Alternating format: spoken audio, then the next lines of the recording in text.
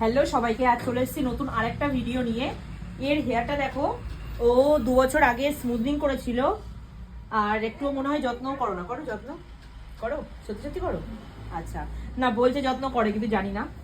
এবার অক্টোবরের পরে যত্ন ছেড়ে দিয়েছে। অক্টোবরের পরে যত্ন করে ছেড়ে দিয়েছে, মন খারাপ হয়ে গেছে তাই। তো এখন হেয়ারটা দেখো প্রচন্ড ড্যামেজ হেয়ার, মানে চুল হাত দিলে হাত নামছে না, এতটা ড্যামেজ। তো এই হেয়ারে আমরা এখন ন্যানোপ্লাস্টিয়া ট্রিটমেন্ট করবো, অ্যাডভান্স ন্যানোপ্লাস্টিয়া। তো অ্যাডভান্স ন্যানোপ্লাস্টিয়া করে দেখি ওর হেয়ারটা কেমন হয়। তো ন্যানোপ্লাস্টিয়া এখন ডান। রেজাল্টটা দেখো কি এসছে, প্রচণ্ড ড্যামেজ হেয়ার ছিল।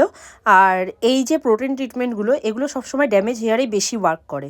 ড্যামেজের ওপরে যতটা কাজ করা হবে সেই রেজাল্টটাই তোমরা বেশি ভালো বুঝতে পারবে। হেলদি হেয়ারের রেজাল্ট অতটা বেশি ভালো বোঝা যায় না, কিন্তু যেহেতু হেয়ারটা এতটা ড্যামেজ ছিল, রেজাল্টটা কি দারুণ এসছে দেখো। আর তোমাদের রেজাল্টটা কেমন লাগলো অবশ্যই জানিও। আর এই রকম হেয়ার পেতে হলে অবশ্যই সুস্মিতাস বিউটি হেভেনকে অ্যাপয়েন্ট করে নাও, আর নিজেদের হেয়ারগুলোকে এরকম স্মুথ, শাইনিং আর সুন্দর করে নাও। Thank you.